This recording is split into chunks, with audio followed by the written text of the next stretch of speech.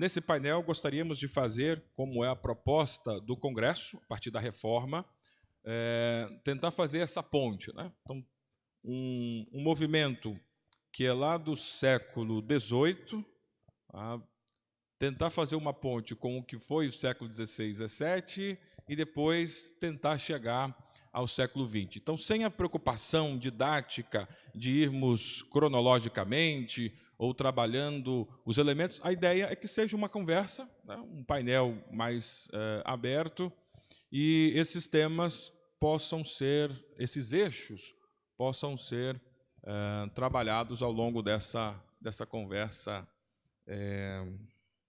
nessa tarde. Muito bem. O metodismo ele surge no século XVIII, no ambiente da igreja anglicana, Inglaterra. Você tem dois grandes nomes, os irmãos Wesley, Charles Wesley, especialmente John Wesley,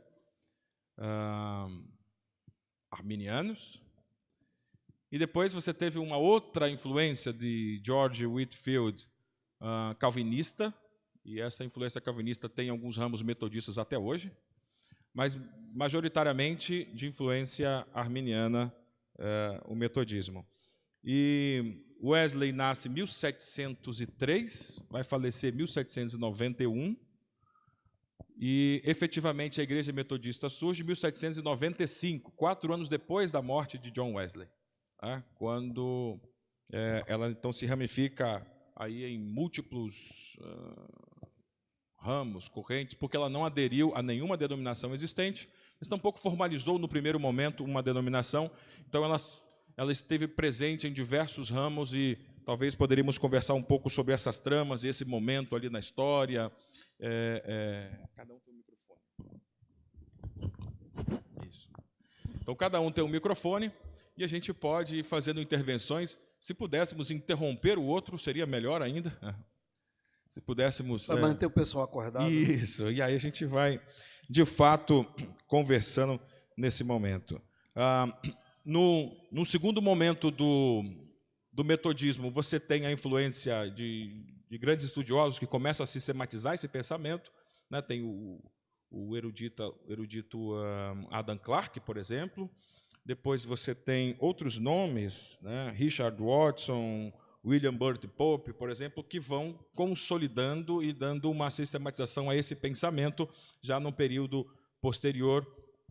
Mas a gente quer ouvir os nossos participantes nessas questões. São esses 3 eixos que gostaríamos de atravessar, tanto voltando o olhar um pouco a partir da centralidade da Escritura e todos aqueles temas que a Reforma havia assentado, como específico que a Reforma ali no metodismo estava mais atrelada à Reforma anglicana, né, que veio a ser a Igreja Anglicana, mas também pensando um pouco para hoje dos desafios, as principais mudanças, rupturas, né, continuidades, descontinuidades. Então, gostaríamos de ouvir os nossos participantes nessa linha.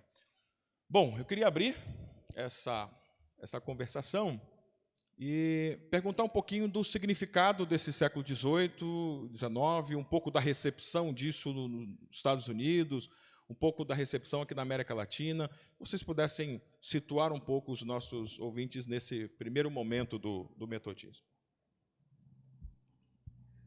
Boa tarde para todo mundo. Para a gente começar a conversar, é preciso que a gente faça algumas interrogações. A primeira interrogação é de que Wesley a gente está falando. Que Wesley? Porque Wesley foi muito eclético na sua formação. Então, o que a gente vê é que os diferentes ramos e as tendências, tanto históricas como teológicas, que o metodismo vai tomar nesses quase 300 anos, tem muito a ver com aquilo que foi falado hoje de manhã, o lugar hermenêutico de quem está falando. Porque o Wesley serve para justificar um espectro muito grande de diferentes posições teológicas que vão desde o pentecostalismo ao liberalismo. Então, a primeira questão que a gente teria que conversar é de que Wesley a gente está falando. E entre os dois Wesley, entre eles mesmos, né, há divergências que são irreconciliáveis, né? Aí, a pergunta seguinte que vem é de que metodismo a gente está falando. E falar sobre metodismo também é falar de um movimento plural, que nasce plural. E você já mencionou os irmãos Wesley e Whitefield, que se consideram metodistas, né, porque eles receberam esse apelido lá em Oxford, no Clube Santo.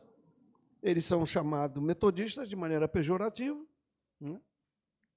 E Whitefield nunca deixou de se considerar também um metodista.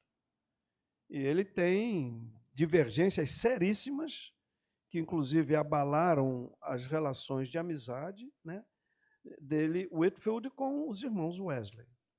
Mas dentro do próprio metodismo, que metodismo a gente está falando, né? O próprio movimento metodista em si, durante a época de Wesley, sofreu divisões. Então, a gente tem um movimento que é plural, é fluido, é um movimento que nasce de dois clérigos anglicanos que teologicamente pertenciam à alta igreja, à High Church, mas que vão trabalhar junto às populações pobres das periferias das grandes cidades inglesas, né? Então, você já tem essa divergência que está lá na Inglaterra, mas que vai se complicar muito mais, porque o metodismo atravessa o Atlântico contra a vontade de Wesley.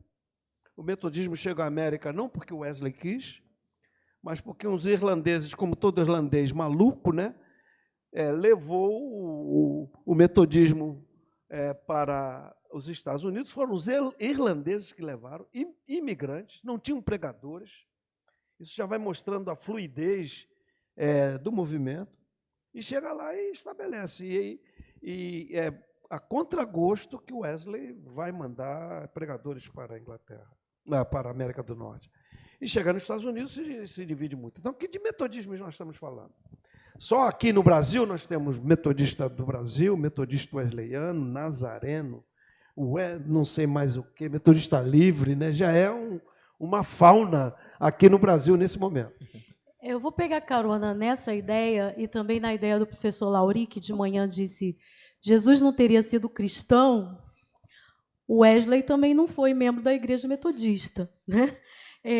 Justamente eu entendo que o metodismo está colocado aqui nessa conversa como um movimento nascido da reforma, assim como amanhã a gente vai ter o pentecostalismo como também um movimento. Então, os irmãos Wesley, eles morreram anglicanos. O Wesley morreu como pastor da igreja anglicana. Então, era um movimento de reforma, né, e não de ruptura, como Wesley não queria, essa coisa de criar a igreja, de fazer uma igreja. Mas isso acontece, inclusive, depois da morte dele, como você já relatou. Mas eu acho que interessa aqui para a gente, a partir dessa ideia, o professor Paulo aqui coloca, dos metodismos no plural, e trazendo um pouco para a discussão que a gente fez nessa manhã sobre a América Latina. Quer dizer, os metodismos que nós temos na América Latina, eles já são resultado de transformações, porque à medida que é um movimento, há transformações que ocorrem a partir das adaptações, dos ajustes, porque esse movimento nasce na Inglaterra, mas está alocado num contexto inglês diverso, depois vai para os Estados Unidos, se aloca num contexto dos Estados Unidos também muito diverso. Quer dizer, a gente é como se tivesse uma teia, né, que você tem esses fios que são formados pelo que foi trabalhado pelos irmãos Wesley e pelo grupo de Wesley, mas você tem outros fios que vão sendo adicionados e formando uma nova trama. Na chegada aos Estados Unidos, por exemplo, a gente vai ter toda a ideologia dos colonizadores, a gente vai ter a ideologia política do destino manifesto, a ideia de desenvolvimento que já vai, e o capitalismo que vai ser base de toda a construção daquele país. Tudo isso vai se adicionando ao que é um movimento religioso e teológico, né? O metodismo é ancorado numa teologia que se fala muito do quadrilátero wesleyano, né?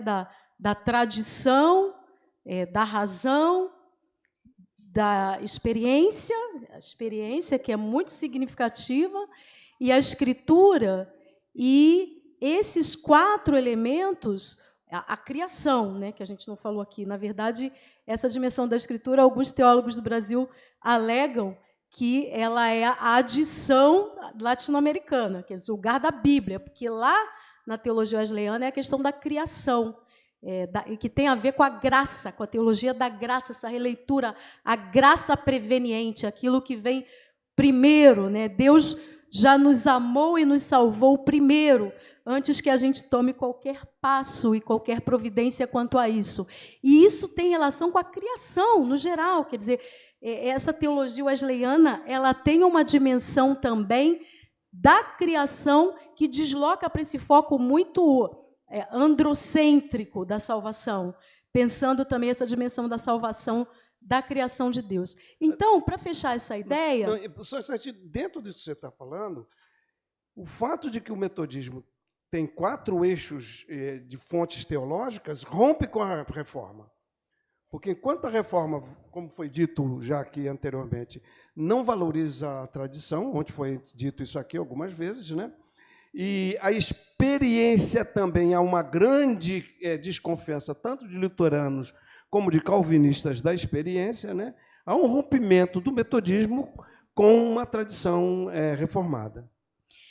Eu talvez não usasse a palavra rompimento, eu talvez usasse a palavra ressignificação, ou recriação, ou transformação, porque eu acho que a base está ali, mas se dá aquele passo. E justamente como você mesmo disse antes, a partir da inserção na realidade cotidiana, da dimensão da vida das pessoas, que isso vai ser muito significativo para essa releitura. Então, para fechar essa ideia que eu estou falando aqui, é muito significativo, quando a gente fala de metodismo, realmente dizer de que metodismo a gente está falando, porque hoje, o que nós temos na nossa América Latina? O resultado de metodismos que já se transformaram nessas tramas todas, como eu usei a imagem aqui. É um teólogo uruguaio de nome Mortimer Arias, metodista, recém-falecido, e ele diz, há mediações, ele vai usar esse termo, mediações distorcionantes. Ele vai usar essa ideia de rompimento, distorção. Eu não gosto muito da palavra distorção, porque parece ter uma coisa certa e agora está errada. Eu acho que são recriações, ressignificações, é uma nova trama que vai se formando à medida que novos fios vão sendo adicionados, mas o Mortimer Arias vai dizer, mediações transformaram, não dá mais para pensar naquele metodismo. A gente não tem o metodismo inglês aqui na América Latina. Como nos Estados Unidos também não tinha, porque já houve essa transformação à medida em que há essa interação com a dimensão política, econômica, cultural, de gente que chega, coloca o pé na terra e diz, Deus deu essa terra para a gente, assim como os israelitas atravessaram o deserto e chegaram em Canaã, a gente chegou nessa terra aqui, essa terra é nossa, e é a partir daqui que a gente vai salvar o mundo. Quer dizer, há uma unidade teológica e ideológica nessas compreensões, das quais os metodistas vão partilhar. E vão chegar aqui, aí é uma outra história que a gente conversa já, né? Mas chega aqui, o que chega aqui também é o metodismo do sul dos Estados Unidos. Uhum. Quem acompanhou Charlottesville na semana passada, esse é o sul dos Estados Unidos, né?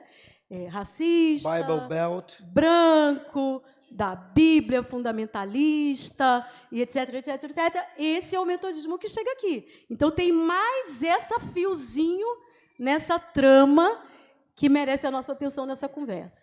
O Abdul está aqui e tem uma outra questão que tem a ver, e que é muito complicada, que é a doutrina da santificação.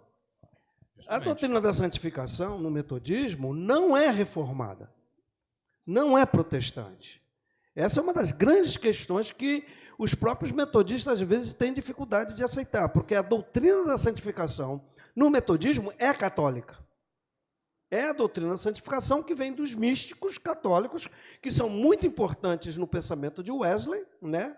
Foi mencionado aqui Teresa de Ávila, já foi mencionado o nome dela, mas também João da Cruz, e que essa teologia de Wesley sobre a santificação, que é mais próxima da teologia católica, é exatamente devido à formação de Wesley dentro do anglicanismo, porque o anglicanismo é um protestantismo chamado de via média, que é católico na sua liturgia e na sua ordem, mas é protestante na sua teologia. Então, essa maneira ambígua,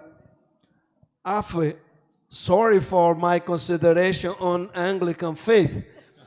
Eu estou dizendo para a AF, desculpe pelas minhas considerações sobre a teologia anglicana, mas o anglicanismo é meio católico e meio protestante. E aí a doutrina da santificação não acompanha nem Lutero e nem Wesley. Mas a teologia da santificação que chega aqui é a puritana, não é nem essa de Wesley. Ser santo é não fumar, não beber, não dançar, não jogar futebol, não ver televisão. E marido de uma só mulher. Marido de uma só mulher. Essa não é a santificação de Wesley, essa lá da Inglaterra. Já é a outra trama, o outro fiozinho, que é o puritanismo, que vai marcar não só os metodistas. Mas não é o puritanismo da Inglaterra. Não. Não é o puritanismo da Inglaterra. É do pessoal do Mayflower, que bota o pé na terra, essa terra a gente vai salvar o mundo e vai salvar assim, de forma puritana. Mas isso aí vai dar no pentecostalismo, lá no final das contas. Segura aí. Muito bem. Ábito. Boa tarde. Muitas coisas, né? Muitas coisas para serem comentadas. Deixa eu aproveitar, então, um gancho aqui da Magali e tentar também contemplar alguma coisa do que o bispo Paulo Arias já disse, me apropriando, então, dessa expressão do Mortimer Arias, né? Faleceu, acho que em dezembro, se não me engano, né? Filósofo, teólogo metodista uruguaio, que usa essa expressão, né? Mediações distorcionantes, né? Distorcionantes, acho que é isso, né?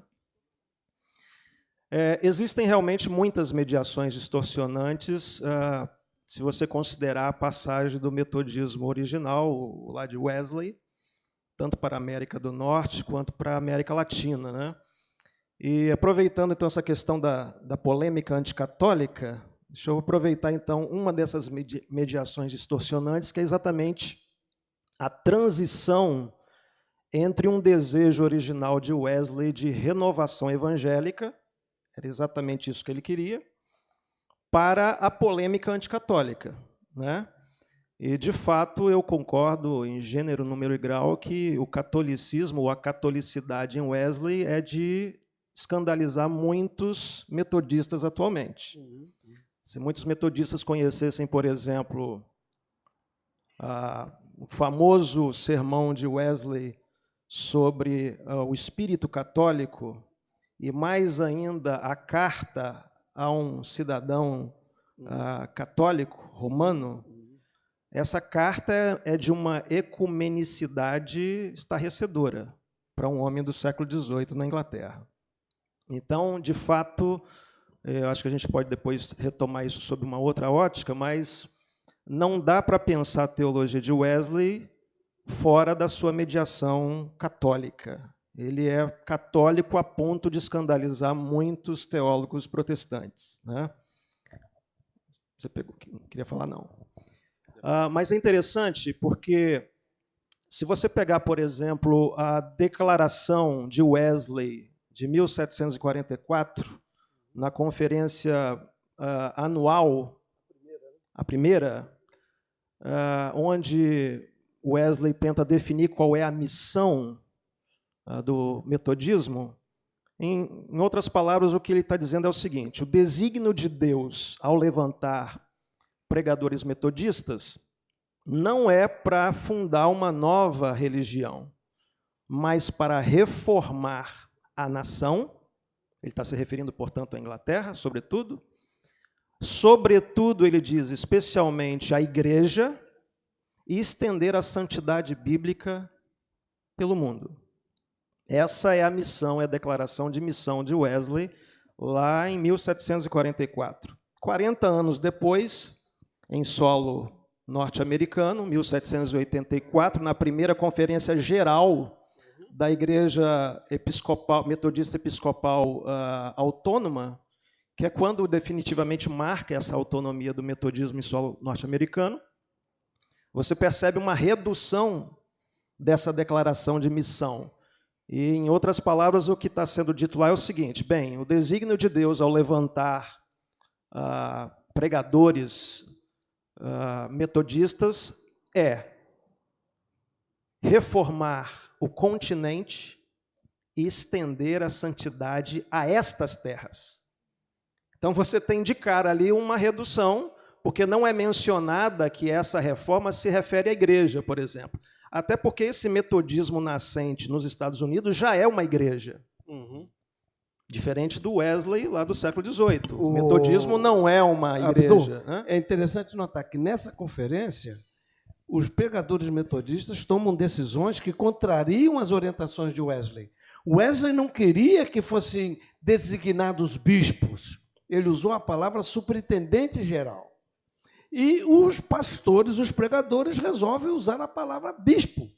Wesley fica irritadíssimo, até porque Charles Wesley tinha feito uma gozação com Wesley, né? Que Wesley botou a mão na cabeça de Thomas Coke e o consagrou superintendente geral. E o Charles Wesley disse assim: John colocou a mão na cabeça de Thomas Coke. Quem botou a mão na cabeça de John Wesley?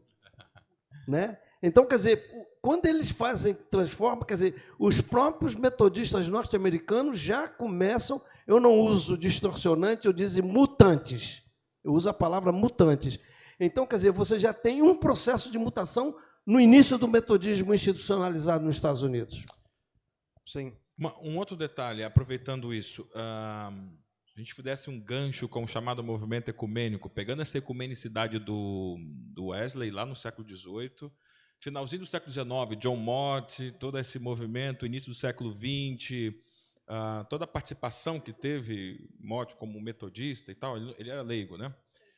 Mas toda essa participação e o que veio a ser o protagonismo, em certa medida, da Igreja Metodista no movimento ecumênico, e depois uma mudança nas últimas décadas. Né? Do metodismo brasileiro. Brasileiro. O metodismo mundial é ecumênico. Continua, né? Mas se a gente pudesse clarificar um pouquinho essa questão. Por isso que a gente tem que olhar o que aconteceu na América Latina e no Brasil, né?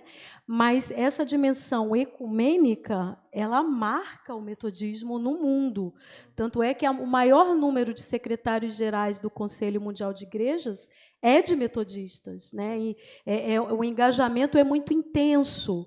E quando a gente fala de África, né? Estávamos falando aqui de África ontem, anteontem. O metodismo na África é ecumênico, tem uma participação muito significativa em conselhos, etc. Mas vou puxar a sardinha de novo para aquilo que eu estava falando antes, que eu acho que é uma reflexão que interessa a gente, porque o José Bittencourt Filho, que é conhecido aqui dessa casa, ele, nos seus estudos sobre protestantismo no Brasil, ele fala de que, quando chegaram os missionários para trazer o protestantismo de missão, e aí nós não estamos falando dos luteranos, talvez um tanto quanto dos luteranos da IELB, né, que vieram dos Estados Unidos, e não estamos falando dos anglicanos, mas estamos falando dos presbiterianos, metodistas, batistas, congregacionais. Esse pessoal que veio do sul dos Estados Unidos, eles tinham um núcleo comum, que o Bittencourt vai chamar de unanimidade não planejada. Havia uma unanimidade teológica, pastoral, e que tinha esse anticatolicismo como mote muito forte. Daí os metodistas brasileiros terem essa carga não ecumênica, que também é dos presbiterianos, dos congregacionais, dos batistas, porque haveria esse núcleo. Estamos chegando para trazer uma fé que vai tratar o ateísmo, que era tido como um ateísmo, paganismo, dessa população incrédula, né? Então, o catolicismo era desconsiderado até como cristão. Até hoje, né, gente? Tem gente que fala assim, os cristãos estão falando dos evangélicos, não estão falando de católicos. Católicos ficam excluídos por conta desse ranço. Então, a gente tinha esse anticatolicismo, a gente tinha a santidade puritana como marca. Isso vai ser muito comum. O Antônio Gouveia de Mendonça vai mostrar isso nos hinos do inário clássico evangélico, o inário evangélico, os salmos e hinos, o cantor cristão. Isso está muito presente.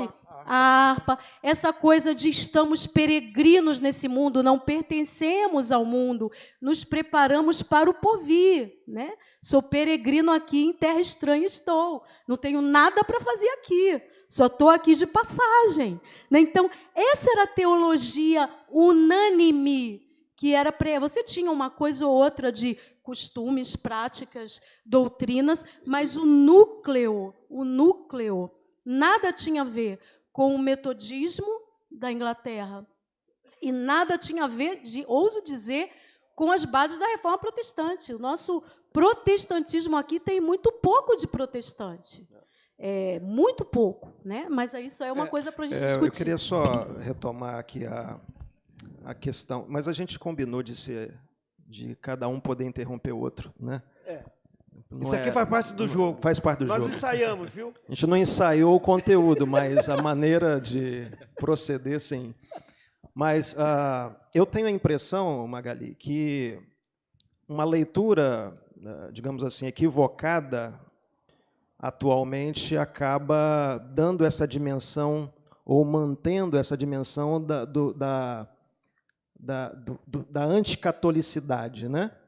Dessa polêmica anticatólica que vai adquirindo contornos na América do Norte e vai se exacerbando ainda mais aqui na América Latina.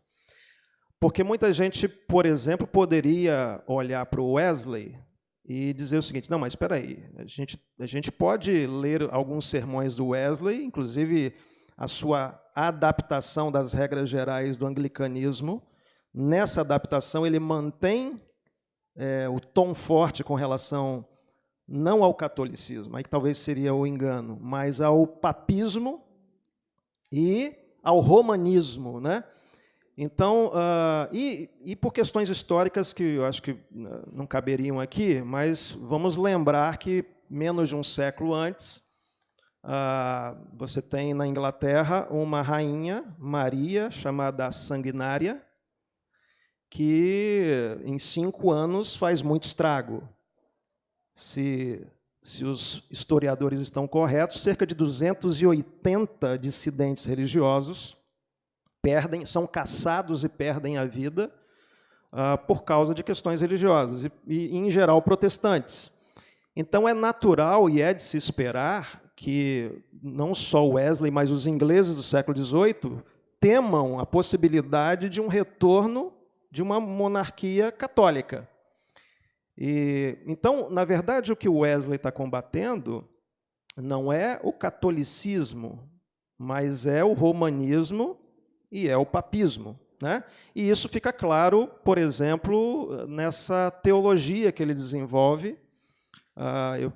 Se você ler, por exemplo, a carta ao cidadão católico romano, que é uma carta que foi provocada por um incidente que aconteceu com Wesley na Irlanda, né? Ele foi hostilizado por alguns irlandeses lá, católicos, e ele escreve uma carta que a gente não sabe se era uma carta para uma pessoa específica ou se era uma carta aos católicos em geral. Quando você lê essa carta, você percebe que o tom de Wesley é um tom incrivelmente ecumênico. Ele chega a falar que deseja ver os católicos no céu com ele. Ele fala, por exemplo, de meiguice, fala da necessidade de, quando se referirem um ao outro, que o façam com todo respeito, com amor. Então, essa carta é uma carta, por exemplo, que expressa tudo aquilo que em outros sermões o Wesley vai tentar destilar. Então, eu acho que essa migração do metodismo inglês para os Estados Unidos, por questões... inclusive, o Mortimer Arias diz que o metodismo inglês absorve muito pouco das ideias de Wesley, né? No máximo, sermões, numa perspectiva homilética e, sobretudo, pastoral norte-americana, né? Exatamente. No máximo, os sermões são absorvidos numa perspectiva homilética e pastoral, ou seja, não se faz teologia, num primeiro momento, na América do Norte, a partir dos sermões de Wesley, e também com relação às suas regras gerais, 1725, que também tem uma repercussão apenas no plano eclesiológico. Agora, a teologia de Wesley, ela não é retomada, e você tem, então, também uma distorção digamos assim, da ideia bíblica da santificação para polêmicas em torno da santificação, né? E o problema é que boa parte do metodismo que vem para a América Latina não vem dessa raiz wesleyana tradicional, né? Você tem no século XVIII pessoas ali, por exemplo, o bispo Gilbert, né? É um camarada interessante, inclusive é o que leva o metodismo para o México. E ele é um cara interessante porque ele está ligado a movimentos sociais, está ligado a causas abolicionistas. O Francis Willard também, inclusive ligado a uma espécie de feminismo lá no século XVIII. Mas, embora... 19, né? 19, desculpa. Mas, embora você tenha, por exemplo, o Gilbert sendo esse camarada que é responsável pelo metodismo no México, o México também não retém esses elementos de engajamento social e talvez algumas décadas depois isso vai ser retomado, né? Então, eu acho que eu tenho a impressão de que não dá para a gente pensar um metodismo na América Latina se nós não recuperarmos a catolicidade do metodismo original. Mas depois a gente continua essa conversa numa outra perspectiva. Eu queria acrescentar um dado a essa conversa, que é o seguinte. O metodismo surge na Inglaterra, num contexto histórico, de dois processos que são gêmeos em qualquer parte do mundo. O processo de industrialização e o processo de urbanização. Na Inglaterra, no século XVIII, há um movimento bastante acentuado de populações rurais migrando para as grandes cidades para responder aos novos desafios de uma economia industrial. E o Wesley vai, acima de tudo, né, pregar às massas que estão sendo marginalizadas, tanto social como economicamente, como religiosamente. Então, é no meio desses operários, desses trabalhadores, das grandes metrópoles da Inglaterra no século XVIII, que o metodismo vai encontrar sua maior audiência. É importante também mencionar que o metodismo, como movimento de massa, não foi realmente alguma coisa expressiva, porque a maioria das pessoas que foram atingidas pela pregação de Wesley não se tornaram metodistas.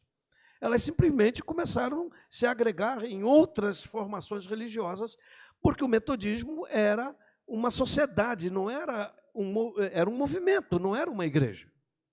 O problema é que quando o metodismo salta da Inglaterra para os Estados Unidos não é industrial e grande parte da população norte-americana vivia no campo. Quando você diz que a conferência de 1784 definiu que era reformar o continente, continente na linguagem norte-americana naquele tempo era a conquista das terras que estavam nas mãos dos índios. É a expansão do oeste.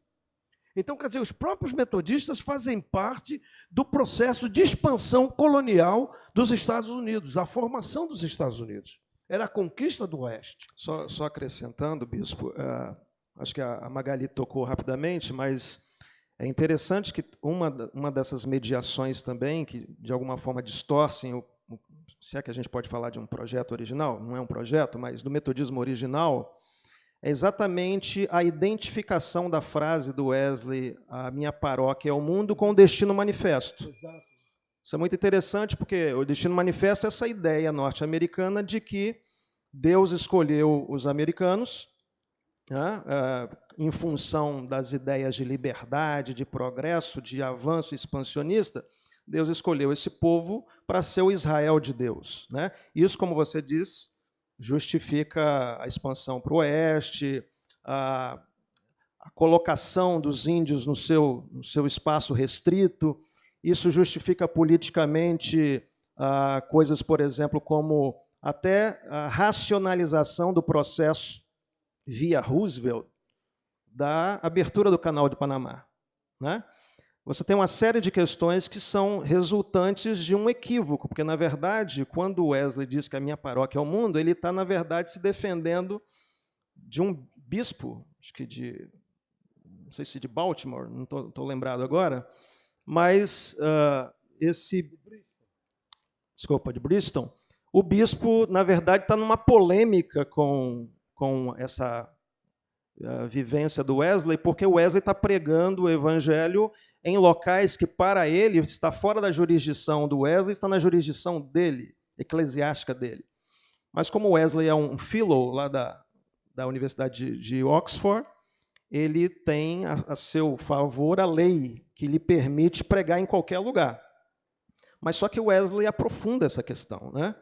Wesley vai dizer o seguinte, olha, na verdade, aonde quer que Deus me chame, onde quer que houver uma necessidade humana, ali eu pregarei o evangelho, a minha paróquia é o mundo. Quer dizer, nos Estados Unidos, a frase a minha paróquia é o mundo vira o destino manifesto, que vai, inclusive, ser embalado de tal maneira que eu vejo que boa parte da maneira como se entende missão de Deus, não só pelos metodistas, mas talvez pela maioria dos evangélicos latino-americanos e brasileiros em especial, é uma versão, talvez modificada, do Destino Manifesto, né? Exatamente. Essa visão de missão que está lá, quando ela chega aqui no Brasil, ela já vem, então, modificada, transformada para o ideal mais conversionista.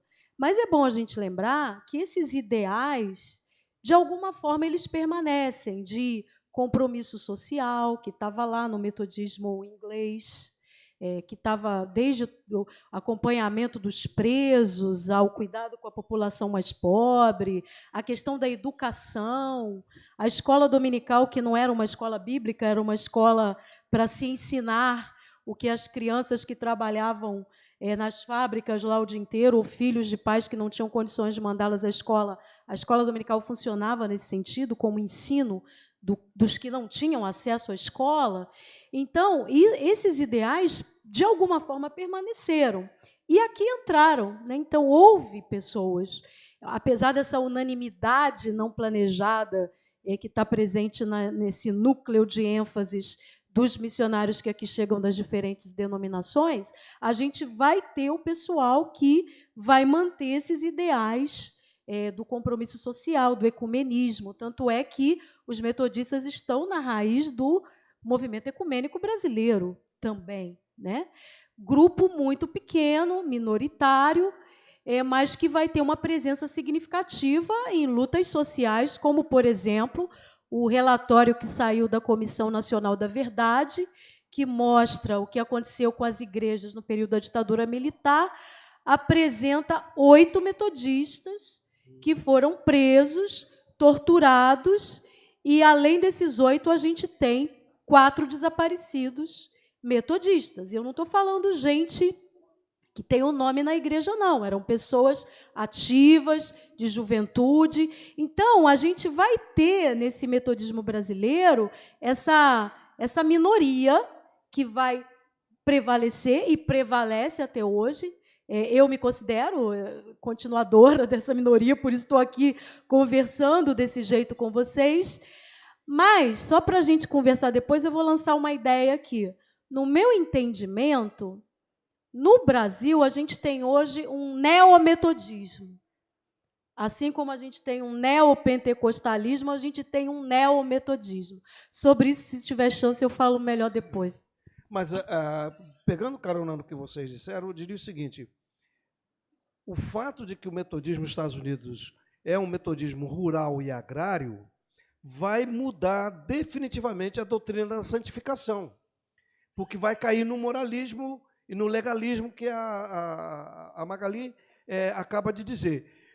Porque se a gente não perceber, a gente não discernir que a doutrina da santificação nos Estados Unidos vai ser modelada pela cultura agrária e rural do princípio do século XIX nos Estados Unidos.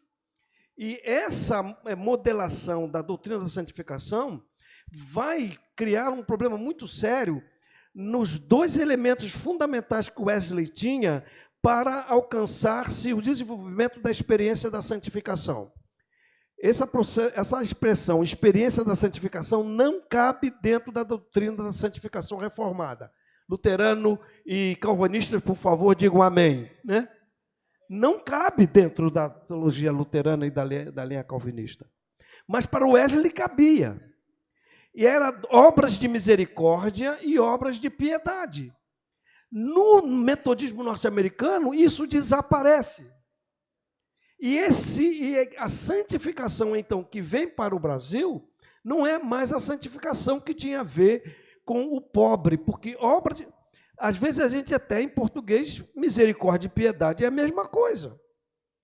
Então, quer dizer, no momento em que desaparece obra de misericórdia e obra de piedade, e isso é teologia católica, isso não é teologia protestante. Quando essas obras, e a expressão é obras mesmo, não sei se vocês estão percebendo, Wesley não usa a palavra atos, né, como alguns teólogos brasileiros traduziram, não, ele usa obras. Se me permite, bispo, ele é muito claro quando ele diz que no Evangelho de Jesus Cristo não há lugar para uma igreja sem ação social, e não há santificação que não seja social. Ele é muito claro nisso. Então, nesse sentido, o que vem para o Brasil é esse tipo de santificação moralista, que vai também, em grande parte, caracterizar as igrejas pentecostais, porque as igrejas pentecostais recebem essa influência wesleyana.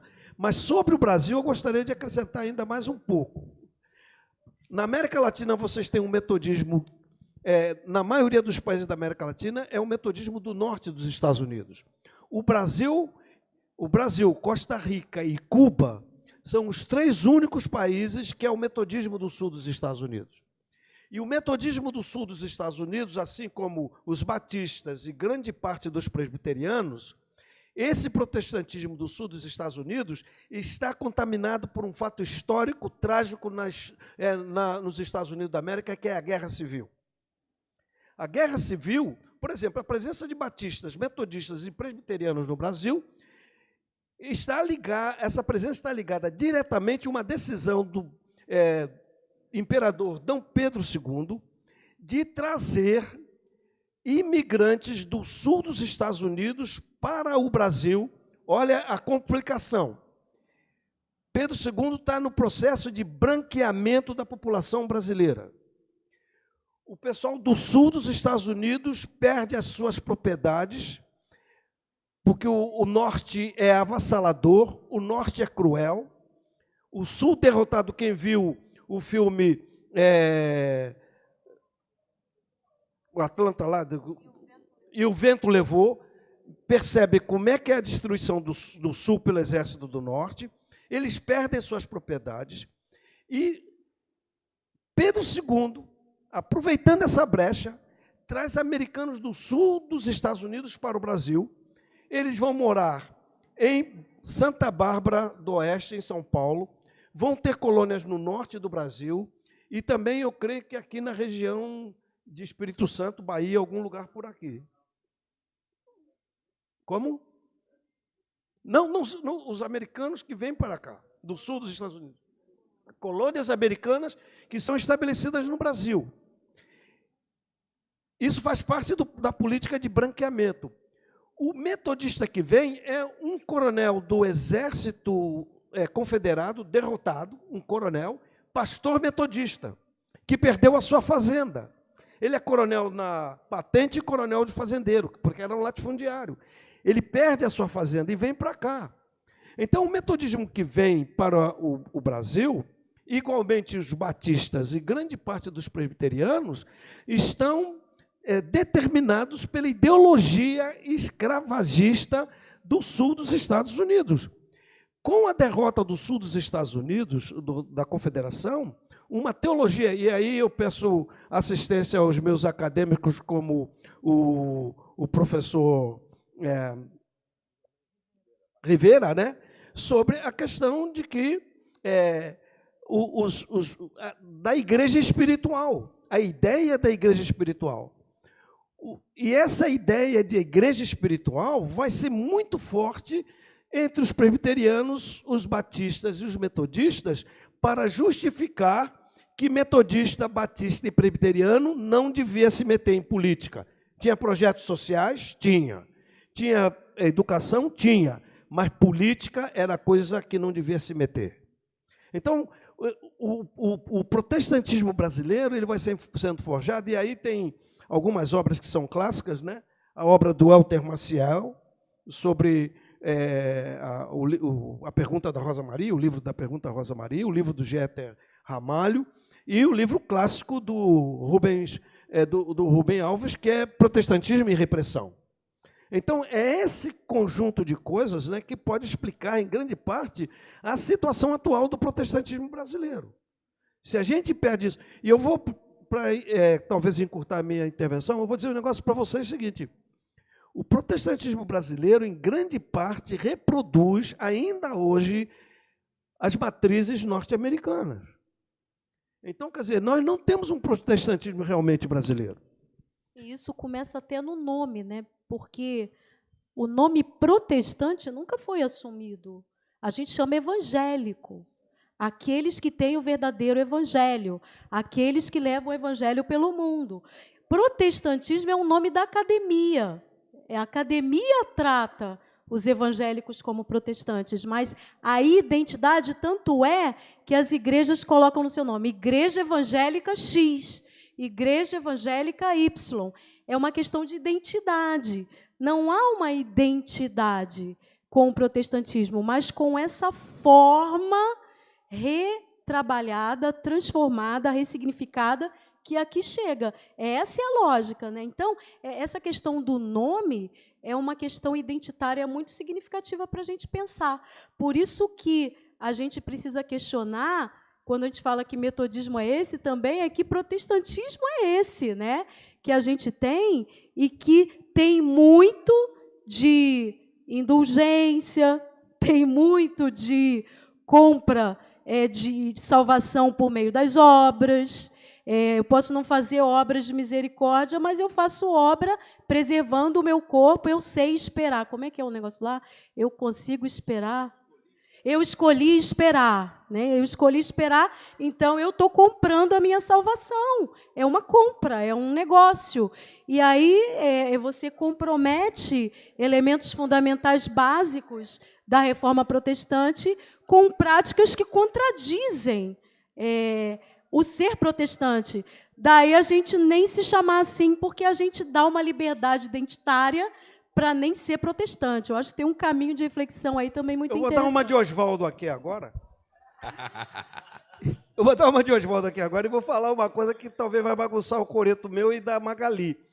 Eu e a Magali estamos falando de um metodismo, que é chamado o metodista do Brasil.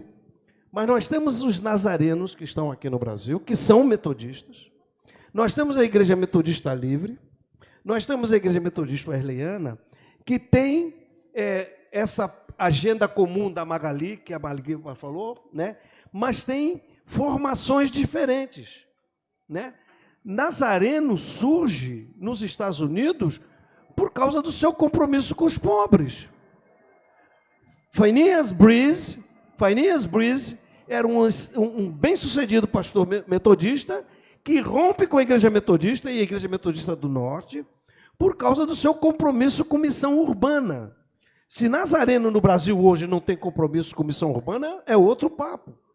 A Igreja Metodista Livre surge nos Estados Unidos, a palavra livre em inglês significa gratuito também. Free shop, entendeu? Mas a Igreja Metodista Livre nos Estados Unidos não quer dizer só livre, quer dizer gratuito. Por quê?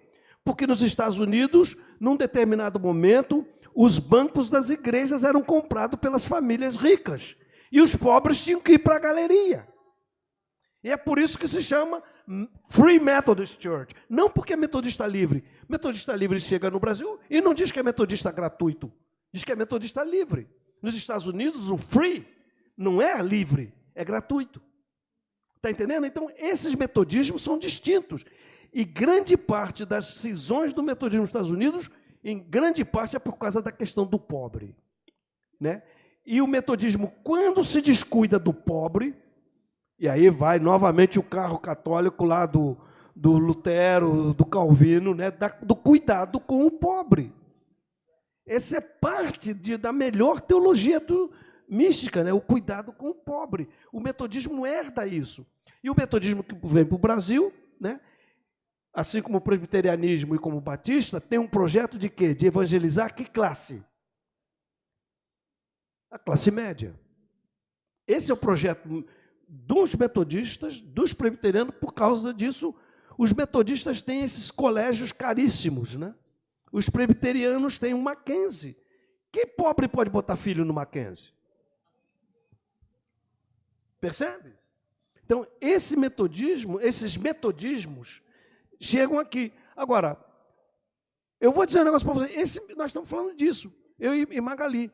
Mas eu queria dizer para vocês o seguinte: metodista tem uma posição muito otimista sobre a graça de Deus. O metodista é pessimista com respeito à natureza humana, mas é altamente otimista com a graça de Deus. Apesar dessa coisa toda que a gente está pintando aqui, eu sou um testemunho de como o metodismo pode influenciar na vida de uma família. Eu sou filho de nordestino, imigrantes da seca de 1930, vou fazer como o Lauri fez essa manhã, vou dar o meu testemunho, né? Filho de um sertanejo nordestino, de uma mulher sertaneja nordestina, vem para o Rio de Janeiro, se converte na igreja metodista, e meus pais fazem para mim e para meus irmãos, o ideal máximo qual é? A educação. Os meus colegas de infância, de vez em quando a gente visita, eu e meus irmãos, nós temos uma página no Facebook que a gente se junta, os nossos amigos de infância. Os meus amigos de infância, a maioria deles continuam trabalhadores, operários. Eu e meus irmãos e a minha irmã, hoje somos classe média. Por quê? Porque tivemos educação. Estudamos em escola pública, não estudamos em colégio da igreja. Minha mãe não teve geladeira. Minha mãe não teve televisão. Porque o que fazia? Era a economia para que eu pudesse ter livro, para que meus irmãos pudessem ter livro. Essa ideologia foi muito forte, e eu acho que muitos que estão aqui podem dar o mesmo testemunho. No meio disso tudo, né, é isso que eu digo, a maneira metodista de ter uma visão muito positiva da graça de Deus. Onde abundou o pecado, superabundou a graça. A igreja abunda em pecado, mas a graça de Deus é maior. E é isso que eu acho que é o grande desafio nosso, né? E aí a gente entra num outro departamento que para mim é importantíssimo, que é o pentecostalismo. Mas isso é para amanhã, né? É por isso que é importante aquilo que eu estava lembrando, que há a sobrevivência de ideais. Eles estão presentes, mas sempre tensionados por essa matriz, desse eixo, sempre tensionados por esse eixo da unanimidade a qual Bittencourt se refere na teologia, na pastoral, na leitura dualista do mundo, toda essa teologia separatista, né, das igrejas, e que vai penetrar na questão pentecostal, isso vai ser discutido depois, mas entre o que sobrevive, eu queria destacar aqui, é também a questão dos leigos.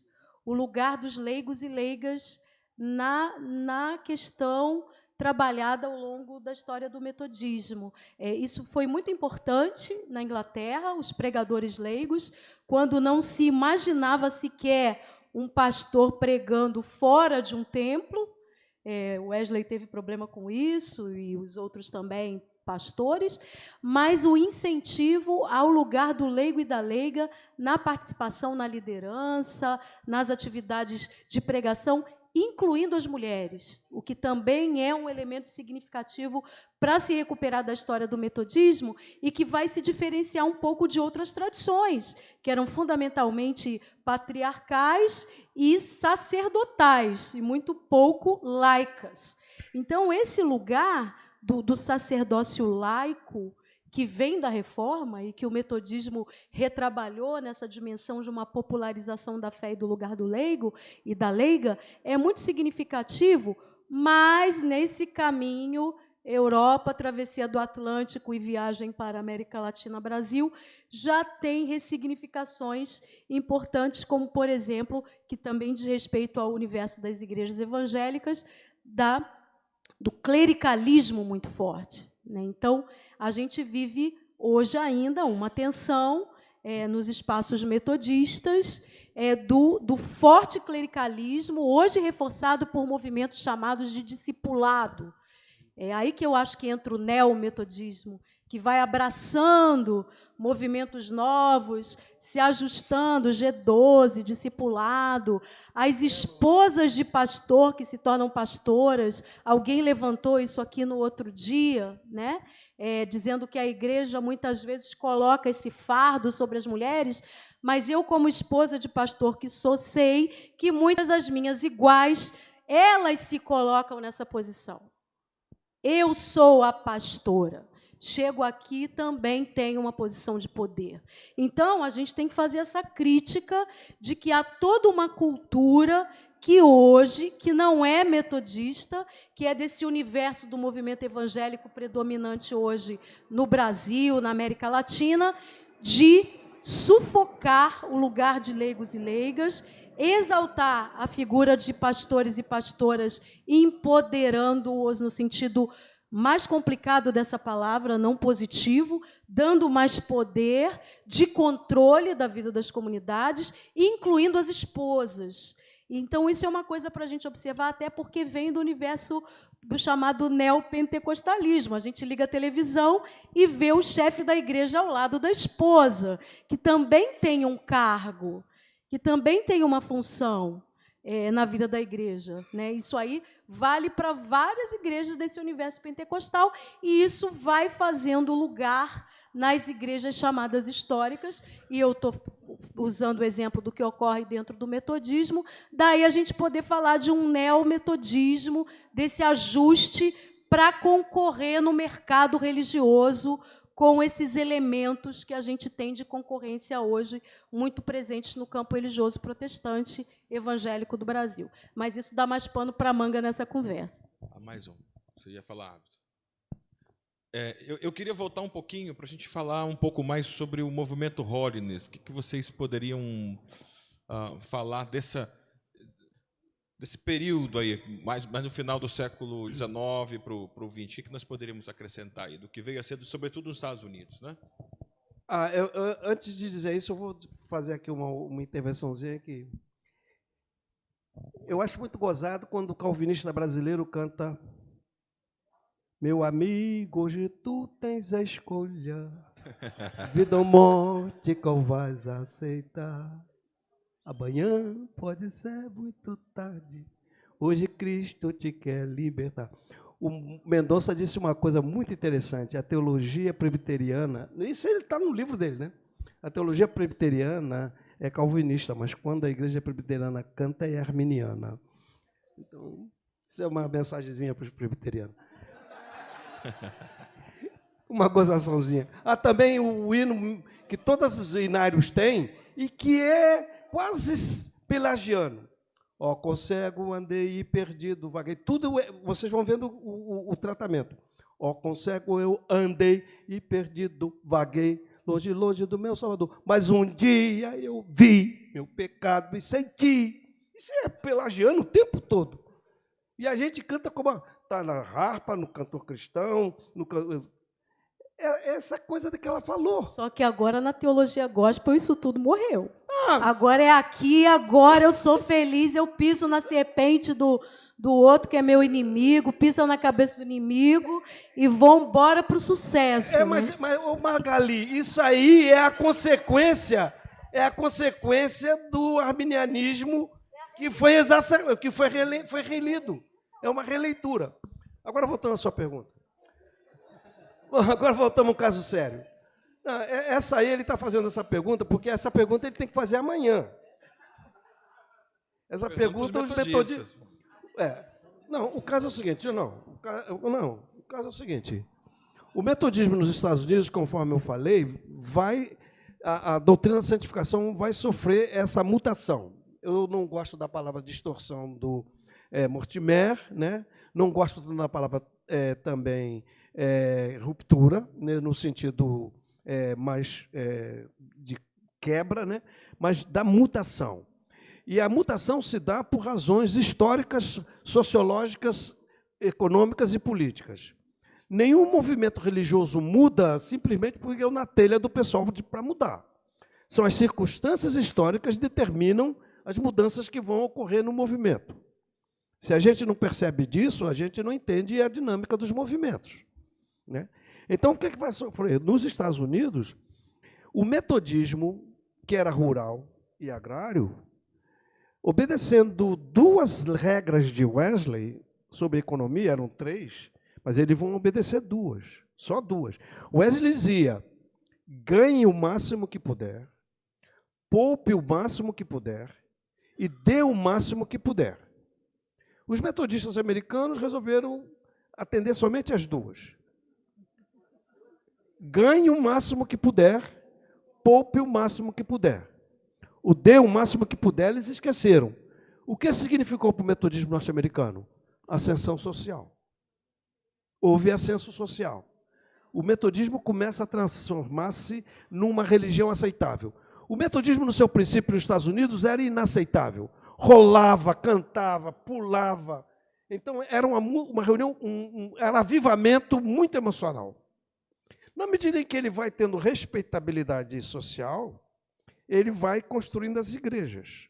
E isso é um processo interessantíssimo que está analisado, né, como a estrutura da igreja vai mudando e vai mudando também a teologia. Esse negócio, então, de avivamento, de santidade, isso é coisa do povão. É a mesma coisa que eu ir no templo do José Wellington, lá no Brás, né, e ir numa igreja pentecostal da periferia. Vocês sabem isso melhor do que eu. Na igreja do José Wellington, tudo classe média, eu fui lá, não vi aleluia, não vi glória a Deus, eu me senti numa igreja metodista de 1950. Né? Mas vai na periferia e o fogo cai. Então, quer dizer, isso aconteceu também com o metodismo. O metodismo vai se tornando respeitável. Como reação contra essa respeitabilidade social, a gente começa a discutir, não, nós temos um negócio aqui chamado santidade, holiness. Essa é a origem. Então, você vai ter nomes como Philip Palmer, né? Charles Finney, Asa Mahan, os grandes nomes do avivamento norte-americano, e que começam a dar ênfase à experiência da santificação. Essa coisa vai evoluir, eu estou fazendo muito rápido, isso é processo de 100 anos, em segunda bênção. A santificação como segunda bênção. Então, quer dizer, a santificação agora tem que ser buscada como uma segunda bênção. A justificação, o novo nascimento não é suficiente. Você ser salvo, como dizia Wesley, você está salvo, mas você não tem garantia da sua salvação. O metodista crê na queda da graça. Então, para você lutar contra a possibilidade de você cair da graça, você tem que se santificar. Porque sem santidade ninguém vai poder ver a Deus. Isso vai evoluir, então, para a segunda bênção. Movimento holiness em pleno vapor. Né? Então, essa ênfase na experiência da santificação como uma segunda bênção, tem uma ênfase metodista forte, tem uma discussão entre os pentecostais que você conhece muito bem, que diz que você também tem essa ênfase, especialmente no movimento de Keswick, né? Mas a verdade é que esse movimento de holiness ele vai crescendo, a ponto tal que chega um momento em que o metodismo diz, o metodismo oficial, chega, basta, daqui não passa. Isso vai ser, na minha maneira de ver, a espoleta para a formação dos grupos das igrejas Holiness, Nazareno, a igreja Holiness, que vão se separando do metodismo e até que isso explode em Azusa. Mas o movimento de santidade é uma decorrência da mutação que a doutrina da santificação ocorre dentro dos Estados Unidos. Para mim, né, como meu campo de estudo é pentecostalismo, né, então eu acho que aí tem todo o segredo, mas isso eu acho que é para amanhã. Tem muita coisa. Ábido, você como pastor da Igreja Metodista Wesleyana, que representa essa face renovada, digamos, pentecostalizada da Igreja Metodista, você acha que há uma ligação com essa volta ao movimento Holiness, alguma coisa nesse sentido? Como que você enxerga isso? A gente já vai caminhando para finalizar esse painel e aproveitar para receber algumas impressões de vocês. Por favor, preparem alguma pergunta ou algum comentário para que os nossos panelistas possam já interagir.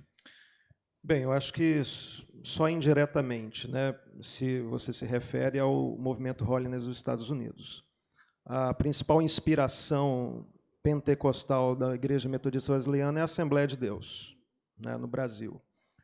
Nasce em 1967 como uma necessidade de alguns pastores metodistas que, no seu contato com os assembleianos, descobrem, então, o batismo com o Espírito Santo, os dons espirituais, e na tentativa, então, de continuarem e no convite que se faz para que eles se retirem, eles pensam, bem, nós não somos assembleanos, então não vamos para a Assembleia de Deus. Nós somos metodistas, mas não tem como ficar na igreja metodista porque fomos convidados a nos retirarmos.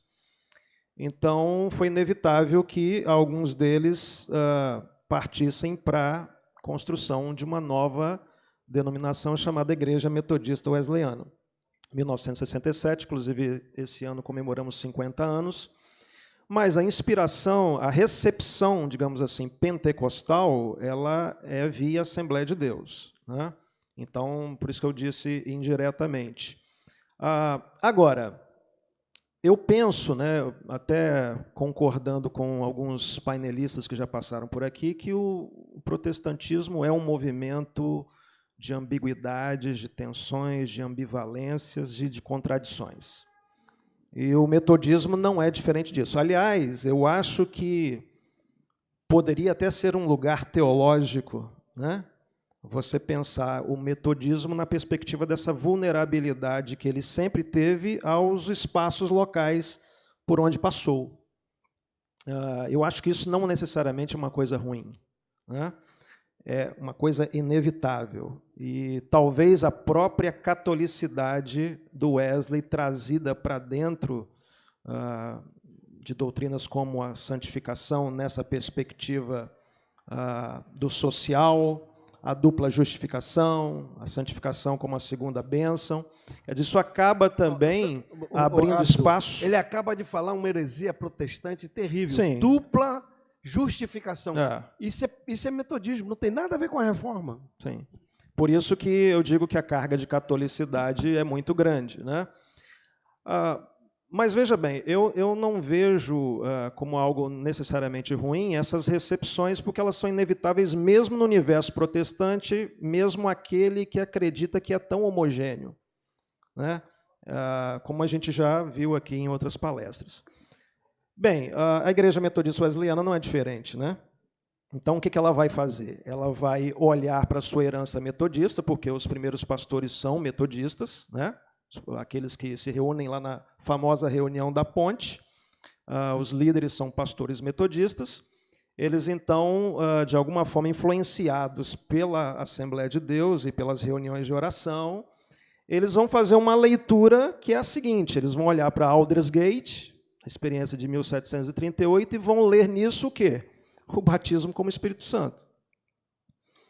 vão olhar para a doutrina da santificação como segunda bênção e vão dizer o quê? O batismo com o Espírito Santo é a segunda bênção. Vão, digamos assim, dar uma ênfase sobre os dons espirituais em relação, por exemplo, ao preparo acadêmico. E há uma série de mudanças que vão sendo operadas, como essa tentativa de fazer a leitura do seu novo momento histórico a partir das influências que naquele momento eles estão recebendo. E eu acho que, até certo ponto, isso é inevitável. Qualquer instituição, no momento em que ela tenta sair de uma instituição anterior, é natural que ela consolide algumas das suas doutrinas na perspectiva do contraponto. Né? É assim que a gente forma a identidade, se contrapondo ao outro. Né? O metodismo foi assim, o protestantismo foi assim, e, aliás, nesse sentido, talvez é uma discussão para um outro momento, mas os próprios solas, né? Eles são elementos que se colocam como fundamentos, mas que vão adquirindo uma perspectiva metafísica na medida em que não se lê no sola o seu vínculo histórico. Quer dizer, não dá para a gente pensar no sola gratia, sola fide, sola scriptura, se você não pensar que Lutero, em algum sentido, ele está se contrapondo à doutrina das boas obras católica. Quer dizer, essa tentativa de uma identidade no contraponto, ela é inevitável para a construção de qualquer identidade. Agora, eu acho que o Wesley nos ajuda, quando bota o pé no chão, né, a transformar a história como lugar teológico, que é aquilo que vai inspirar, inclusive, a teologia latino-americana, o melhor dela, digamos assim, né, que é essa tentativa de pensar a teologia a partir do seu próprio lugar. Eu acho que o Wesley nos dá, em relação ao protestantismo clássico, boas pistas para isso. Agora, veja bem, ao longo dos anos você vai se contrapondo e você constrói uma identidade a partir desse contraponto. Isso vai gerar marcas, como, por exemplo, símbolos, tradições de maneira geral, que vão dando essa informação de que nós somos uma nova instituição, porque nos diferenciamos daquela outra, da onde saímos, nesses aspectos. Então, isso é natural. Entretanto, na medida que o tempo vai passando, é necessário que você faça uma leitura tentando extrair desses elementos que foram considerados para a sua identidade como fundamentos, que você faça uma leitura deles histórica, que você perceba as marcas históricas que geraram aquele determinado fundamento, e não colocar, como geralmente o protestantismo fez, e o metodismo norte-americano e latino-americano não foi diferente, de colocar isso num plano metafísico. Quer dizer, quando você coloca isso num plano metafísico, e foi exatamente isso que os solas, ao longo dos anos, vem transmitindo ao protestantismo, de maneira geral, porque exatamente o Wesley discorda disso, né? Por isso que você falou heresia, e de fato. Porque o Wesley diz o seguinte, olha, não há justificação sem obras. Não é? As obras são importantes, e a obra, como você mesmo bem disse, são obras mesmo. Né? É engajamento social, é participação em comitês, é escrever cartas, como ontem, por exemplo, o Ronaldo falou muito bem, as cartas que posicionam Wesley contra o movimento abolicionista e contra o tráfico de escravos, inclusive, a última, 1791, não é isso? Poucas semanas antes de morrer. Quer dizer, esse tipo de engajamento, ele aparece como assistencialismo, no máximo, na maioria das igrejas evangélicas hoje. Então, o que eu quero dizer com isso é o seguinte, num primeiro momento, esse contraponto é natural. Você tentar afirmar a sua identidade a partir até mesmo da negação do lugar de onde você está saindo. Agora, com o tempo, você tem que ser capaz de fazer essa leitura relativista, de dizer, não, olha só, por que o Lutero trouxe a ideia de somente as Escrituras. Há razões históricas que já foram faladas aqui, a gente não precisa falar, que determinaram essa construção do sola scriptura. Há razões históricas que determinaram a construção do sola fide, do sola gratia. Com o tempo, a gente precisa ler essas marcas e ir tirando, numa tentativa de diálogo e não mais de uma posição apologética, que eu acho que é esse o problema, porque a gente não faz isso.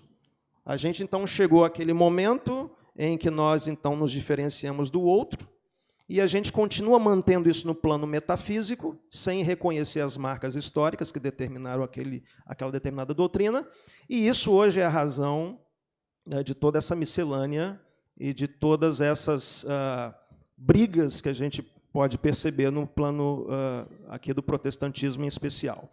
Então, a Igreja Metodista Wesleyana não é diferente. Hoje, nós estamos aí em pleno... estamos aí ao longo dos 50 anos, e eu acho que, embora considerando a história do protestantismo é muito cedo para uma mudança, mas acho que a gente está num outro momento, e eu acho que esse momento da Igreja Metodista Wesleyana, como outras tantas, é um momento de a gente fazer essa leitura relativista desses elementos que se construíram como metafísicos e começar a trabalhar a questão do diálogo, né? Quer dizer, será que o Wesley pensou em batismo com o Espírito Santo lá em Aldersgate? É claro que não. Ele não tinha nem condições históricas para isso. Mas hoje a maioria dos metodistas wesleyanos enxergam em Aldersgate o batismo com o Espírito Santo. E, inclusive, Aldersgate para os wesleyanos é um ponto de ruptura com 1725, com as regras gerais e com todo o legado social. Aí você fala assim, bem, a Igreja Wesleyana não tem uma secretaria regional e geral de ação social? Tem. Mas isso não significa a retomada dessa perspectiva social na radicalidade de Wesley. Por exemplo, se você hoje visitar a maioria das nossas igrejas e você ouvir os sermões, você não tem nesses sermões temas tais como engajamento social, você não tem nesses sermões temas tais como reforma trabalhista, participação em sindicatos, movimentos sociais, Deus me livre, né? Quer dizer, então o máximo que sobra disso é o que a gente conhece hoje como assistencialismo. É um projetinho aqui, outro projetinho ali, mas não existe esse engajamento social. Então, acho que é o momento não só do metodismo wesleyano, da IMW, mas de todo o metodismo latino-americano, começar a relativizar as suas marcas históricas e tentar abraçar o que há de melhor nessa tradição, que eu acho maravilhosa, que é a tradição do metodismo. Muito bem. Queriam deixar alguma provocação, neometodismo, que apareça, então, nas questões. E queríamos agradecer aos nossos panelistas, por favor, uma salva de palmas.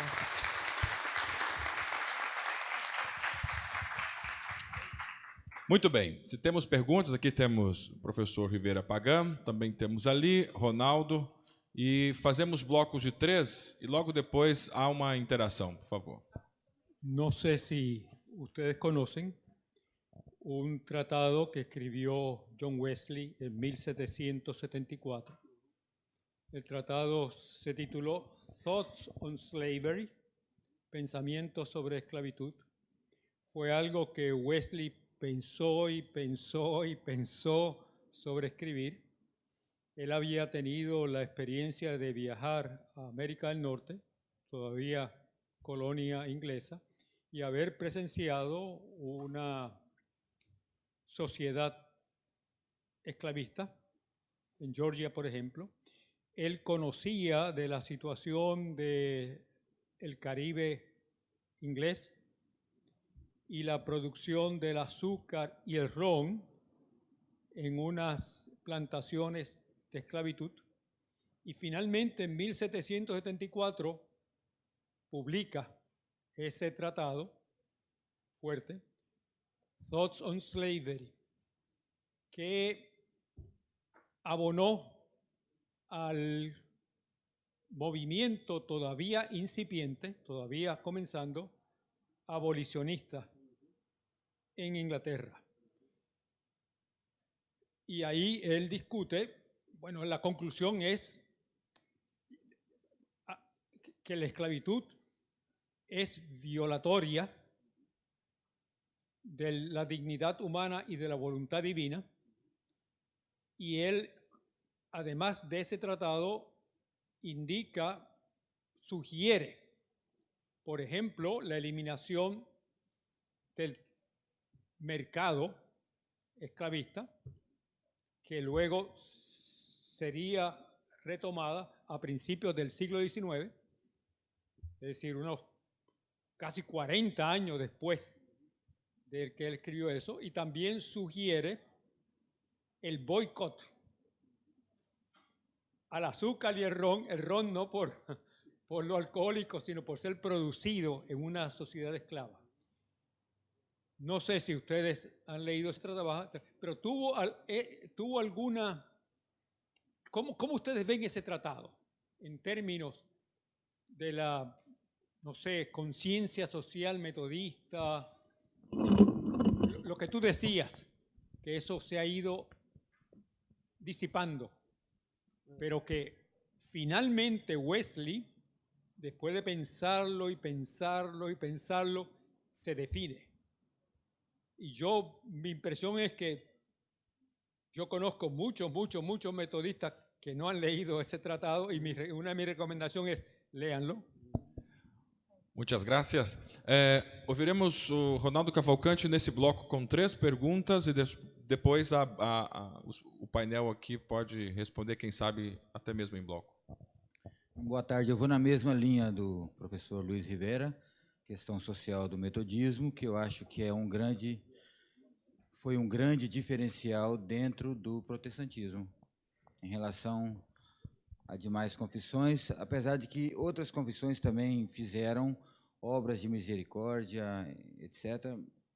Mas o metodismo, eu acho que ele se destacou, inclusive porque ele elaborou um credo social, que ainda não foi tocado aqui por vocês, e, portanto, eu gostaria de ouvir sempre de um metodista a gestação desse documento, que eu acho dos documentos mais importantes nos 5 séculos da Reforma.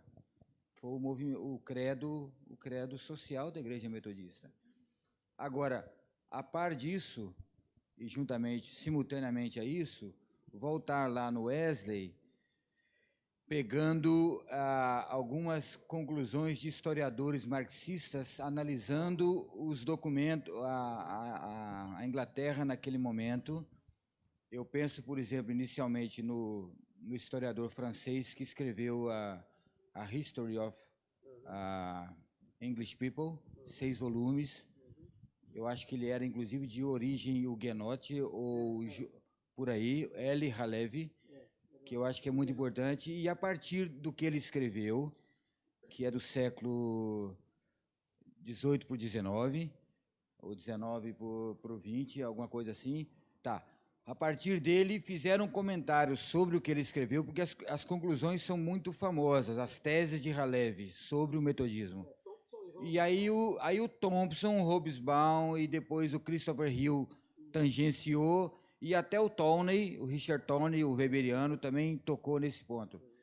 Mas as teses não são muito conhecidas, mesmo no meio acadêmico, evangélico, protestante, mas, enfim, basicamente a Revolução não aconteceu na Inglaterra por conta do movimento metodista junto aos operários e, portanto, junto a essa classe explorada, junto a essa classe trabalhadora.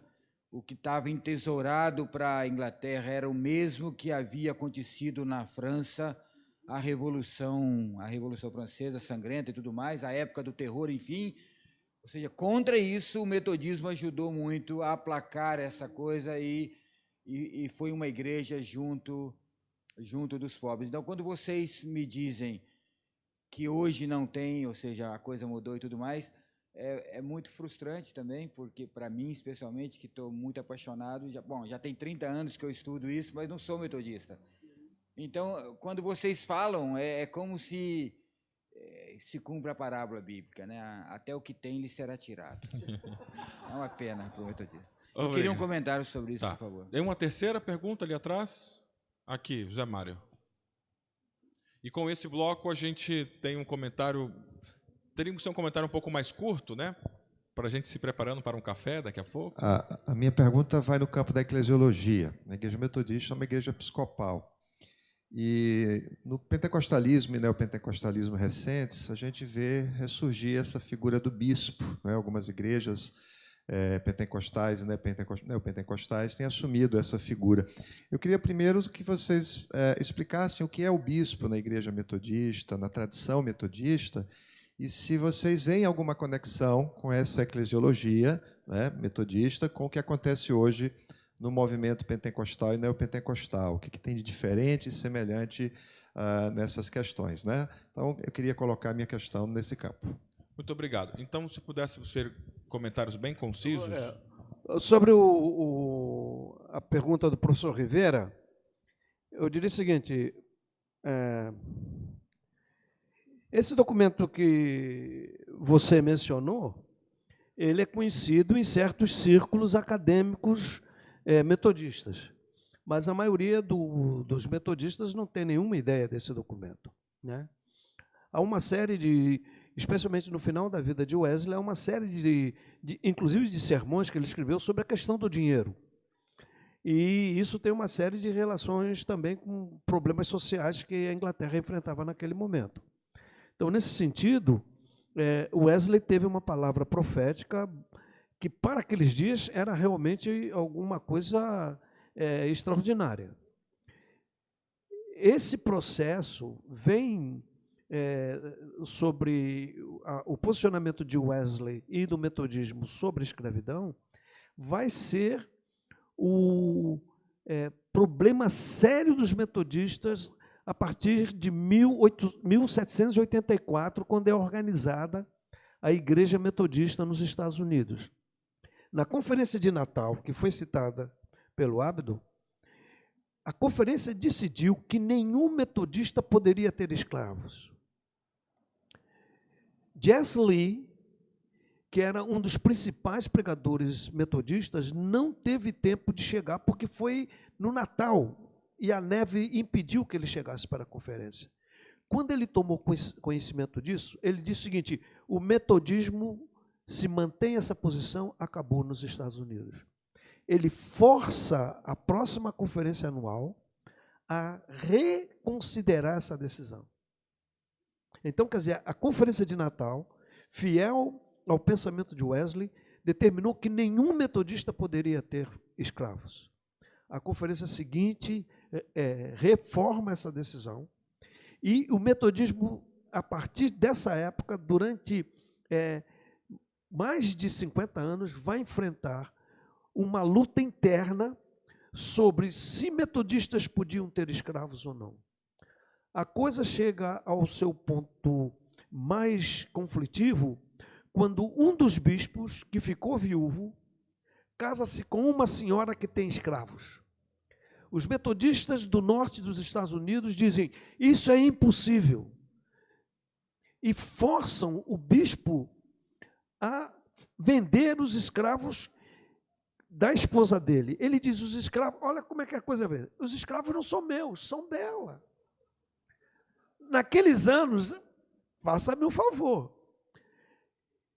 E um grupo do sul dos Estados Unidos diz: não, o bispo tem razão. E os metodistas do norte dizem: de forma alguma. A igreja metodista se divide 17 anos antes da Guerra Civil começar. Então, a igreja metodista foi parte do processo, né? Foi parte do processo. Foi um problema muito sério, porque o general Grant era metodista, né? Abraham Lincoln era um livre pensador, mas tinha muito boas relações com os metodistas. Então, o norte dos Estados Unidos se torna, não por razões teológicas como Wesley, mas por razões políticas anti-escravagistas, porque o norte entendia que o processo de industrialização norte-americano demandava a libertação dos escravos.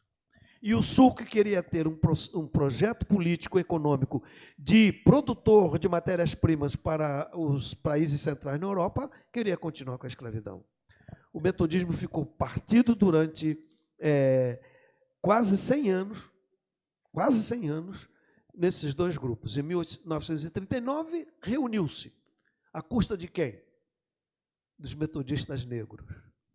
Os metodistas negros foram encerrados numa conferência racial. Todas as conferências metodistas dos Estados Unidos eram geográficas. Os negros eram uma conferência racial. Então, quer dizer, mesmo na união do metodismo, os negros pagaram a conta. Bispo, a gente precisa encerrar. O nosso horário acabou e nós temos um café e logo depois temos as comunicações.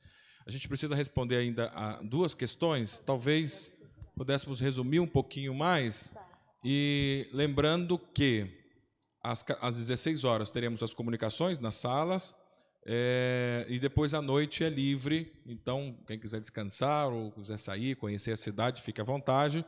Amanhã está invertido, se você olhar o programa, começamos com um painel pela manhã, painel sobre o pentecostalismo, está aí Gideon Alencar, o professor Dr. Af Adogami amanhã cedo, Kenner moderando o painel amanhã. Então, e eu, sim, participando também do painel. Então, 9 horas da manhã, nós teremos o painel aqui sobre o pentecostalismo. E, logo após o painel, teremos a conferência de encerramento com o doutor Luiz Rivera Pagan.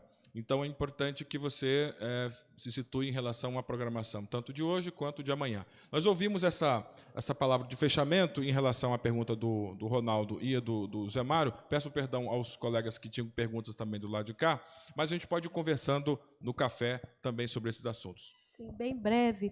Creio que a resposta dada ao professor Rivera Pagan se relaciona ao que o Ronaldo disse em relação ao credo social, né?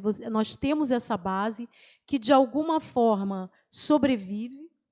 Tanto é que, no Brasil, nós temos o credo social da Igreja Metodista no Brasil, inspirado no credo social da Igreja Metodista nos Estados Unidos. Agora, uma coisa em relação a essa dimensão social, aí eu recupero aquilo que eu venho insistindo, não está deslocado desse contexto maior em que, hoje, por que vai desaparecendo, Ronaldo, né? As coisas vão desaparecendo. Hoje, é parte da concorrência no campo religioso e no campo social maior você fazer marketing social.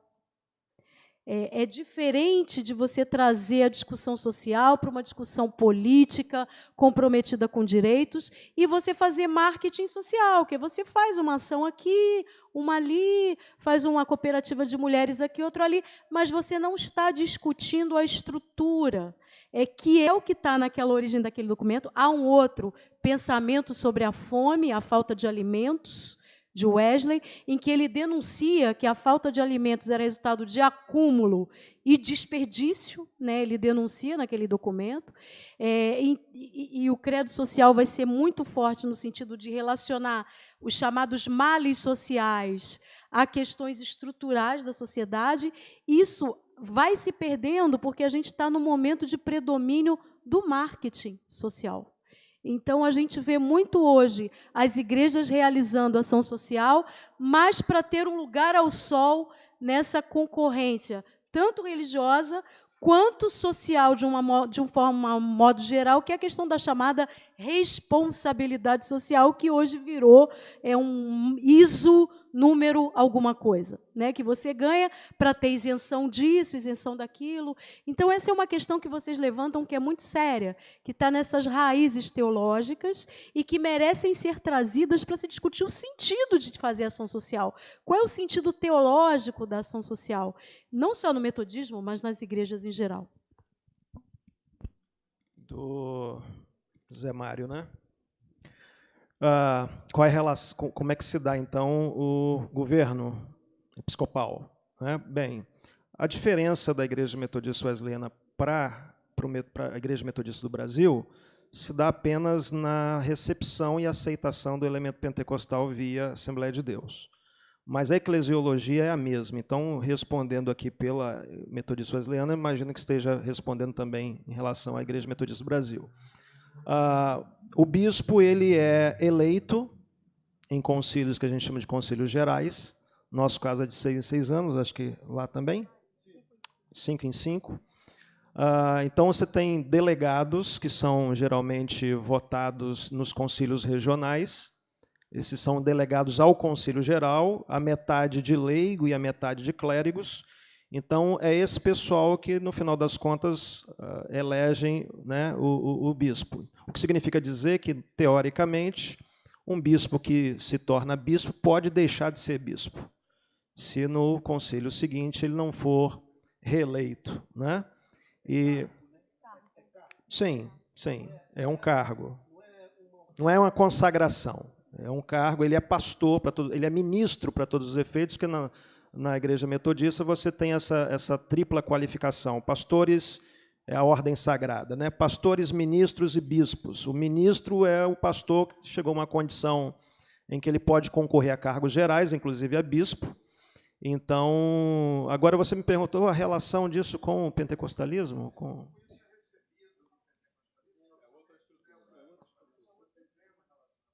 O pentecostalismo em geral? Não, acho que a relação é completamente diferente, até porque esse processo é muito democrático, né? Se você considerar a maioria aí das vertentes, sobretudo neopentecostais, né? Então, acho que, de repente, amanhã isso pode ser aprofundado, né, de uma forma mais interessante. Muito obrigado a todos e todas. Parabéns aos painelistas.